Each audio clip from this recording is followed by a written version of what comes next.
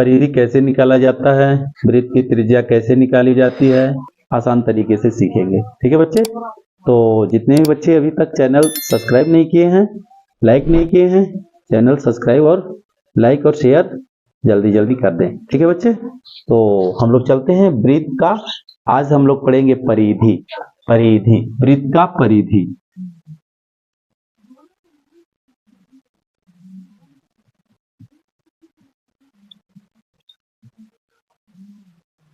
बच्चे हम लोग वृत्त का परिधि पढ़ेंगे।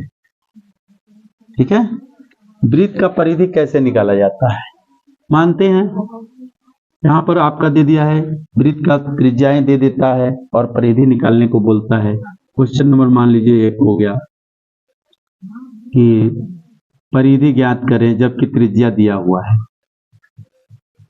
परिधि ज्ञात करें जिसकी त्रिज्या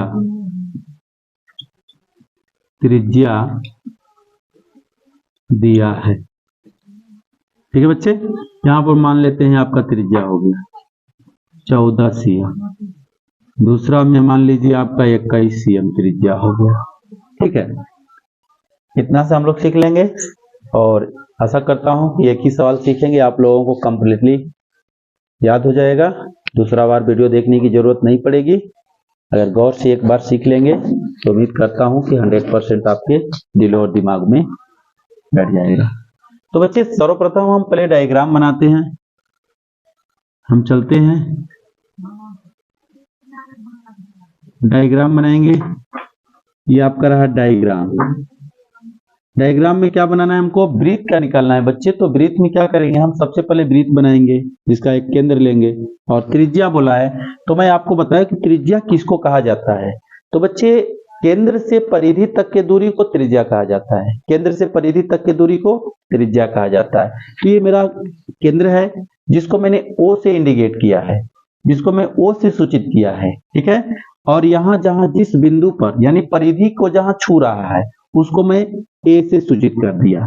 तो आपका जो त्रिज्या क्या होता है बच्चे, तो केंद्र से परिधि तक की दूरी, केंद्र से परिधि तक की दूरी। तो ये केंद्र है और ये परिधि है, ये केंद्र और ये परिधि। तो बच्चे केंद्र और परिधि के बीच की दूरी को हमने बताया आपको त्रिज्या कहा जाता है। क्या कहा जाता है, त्रिज्या कहा जाता है। तो बच्चे गौर करेंगे कि ये आपका त्रिज्या जिसको R द्वारा इंडिकेट किया जाता है, जिसको क्या किया जाता है, पहला में दिया हुआ है कितना, 14 cm। ओके बच्चे, तो इस त्रिज्या यहाँ पर लिखा गया बच्चे, जिसका त्रिज्या दिया हुआ है, पहला का दिया गया 14, दूसरा का दिया गया 21। ठीक है बच्चे, इसको R द्वारा इंडिकेट किया गया। तो बच्चे यहाँ पर R बराबर तो आपका 14 दिया चुका है, ऑलरेडी दिया है, और आपको क्या करना है, परिधि निकालना है बच्चे। तो परिधि किसको कहते हैं, घेरे के लंबाई को परिधि कहते हैं। ये आपको घेरा निकालना है, घेरे की लंबाई निकालना है कि घेरा कितने लंबा है। ये जो घेरा है वृत्त का वो कितना लंबा है, उसी घेरे की लंबाई को आपको निकालना है। तो बच्चे अब क्या करेंगे, इसके लिए फार्मूला आता है। जैसे मान लीजिए कि आप त्रिज्या दिया हुआ है, परिधि निकालना है, तो परिधि के लिए फार्मूला निकाल आता है बच्चे। वो क्या फार्मूला होता है, तो परिधि बराबर फार्मूला। बच्चे फार्मूला को याद करना पड़ेगा बच्चे, फार्मूला जब तक याद नहीं रहेगा हम मैथ में कोई भी सवाल नहीं बना पाएंगे। तो बच्चे अगर मैथ को पकड़ना है तो सर्वप्रथम उसके फार्मूले को पकड़ना होगा। ठीक है बच्चे, मैथ को पकड़ने के लिए उसके फार्मूले को पकड़ना पड़ता है। तो यहाँ पर बच्चे परिधि बराबर फार्मूला होता है। परिधि बताया हूं कि परिधि किसको कहते हैं बच्चे, तो परिधि होता है घेरे की लंबाई। घेरे की लंबाई को क्या कहते हैं बच्चे, परिधि कहते हैं। तो परिधि बराबर क्या होगा, 2πr। ठीक है बच्चे, क्या होता है, परिधि बराबर 2πr होता है। ओके बच्चे, ये आपका फार्मूला रहा। अब गौर करना है 2πr। बच्चे पाई तो आपको नहीं पता होगा, लेकिन पाई को याद भी करना होगा। पाई का मान क्या होता है, पाई मतलब क्या होता है, यहाँ पाई का क्या मतलब अर्थ हुआ। और R तो आपको दिख ही रहा है, आपके सवाल में है, और 2 तो आपके फार्मूले में है। ये पाई ही नया चीज है। तो बच्चे पाई का मतलब होता है 22/7। जहां बच्चे पाई बराबर, जहां पाई बराबर 22/7 होता है बच्चे, होता है।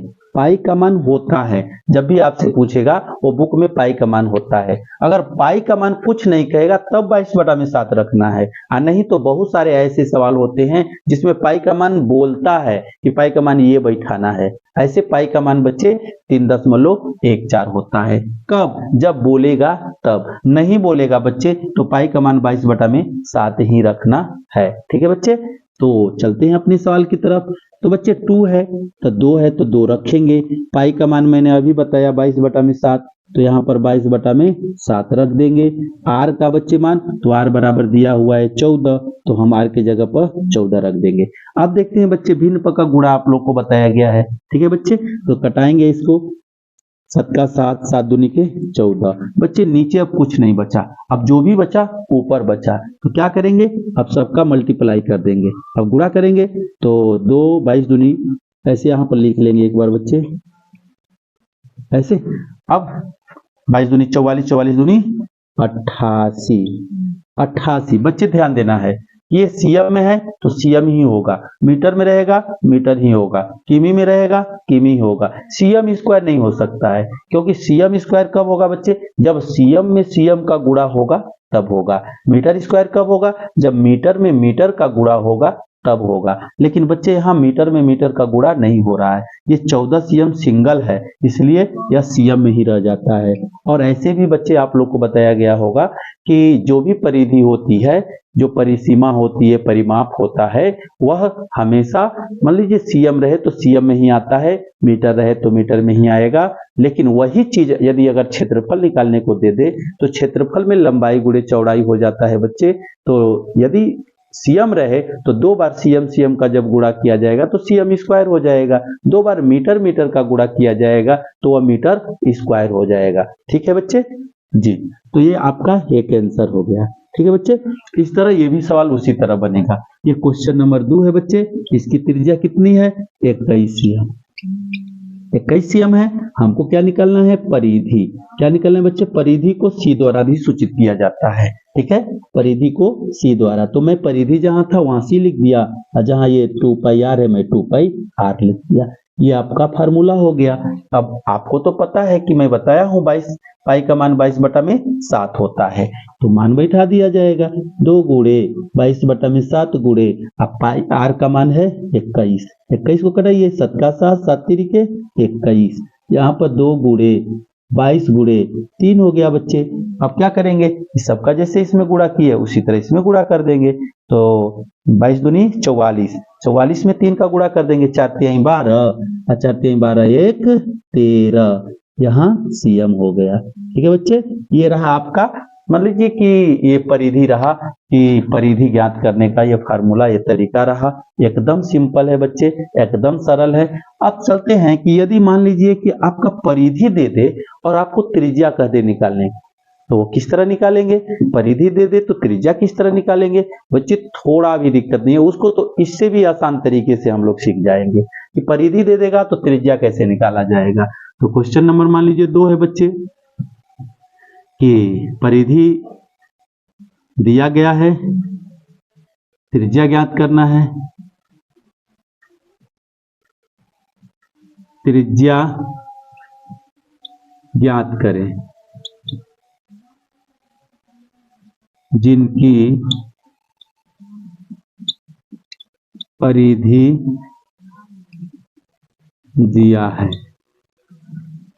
क्वेश्चन नंबर 1 बच्चे, जिनकी परिधि दिया है, हमको क्या निकालना है बच्चे? त्रिज्या। मान लेते हैं कि आपका परिधि हो गया 154 मीटर। ठीक है बच्चे, 154 मीटर हो गया परिधि। क्या है? परिधि दिया हुआ बच्चे। यहाँ पर देखिए त्रिज्या ज्ञात करना है, क्या करना है? त्रिज्या ज्ञात करना है, और जिनकी परिधि दिया है, तो मान लीजिए आपकी परिधि हो गया और आपको क्या निकालना है? त्रिज्या निकालना है। तो बच्चे गौर करेंगे, हमने आपको c बराबर बताया 2πr, ठीक है। तो c बराबर 2 पाई आर, मतलब c का मतलब क्या होता है बच्चे, परिधि होता है। c का मतलब क्या होता है, परिधि। और 2 तो फार्मूले में है, पाई तो 22/7 होता है। हमको r का मान निकालना है बच्चे, तो इस फार्मूले पर भी आ जाएगा। और यदि आपको डायरेक्टली r बराबर अगर करना है तो आपको ये दोनों चीज को इधर भेज देना होगा बच्चे, तो 2 पाई हो जाएगा, इधर का बच गया r हो गया। तो ये फार्मूला ये है, ये भी फार्मूला है। दोनों फार्मूले में किसी भी फार्मूले पे आ सकता है बच्चे, तो आप जो मन करे सो बना लीजिए। जैसे आप देखिए, तो यहाँ पर हम परिधि बराबर ही फार्मूला लिखेंगे। तो बच्चे परिधि बराबर क्या होता है, 2 पाई r होता है। यहाँ बच्चे आपको पता है कि यहाँ पाई बराबर क्या होता है, 22/7। पाई बराबर क्या होता है बच्चे, 22/7। ठीक है, तो परिधि का मान कितना बच्चे है, तो परिधि का मान दिया है तो क्या लिखेंगे, परिधि की जगह परिधि रख देंगे।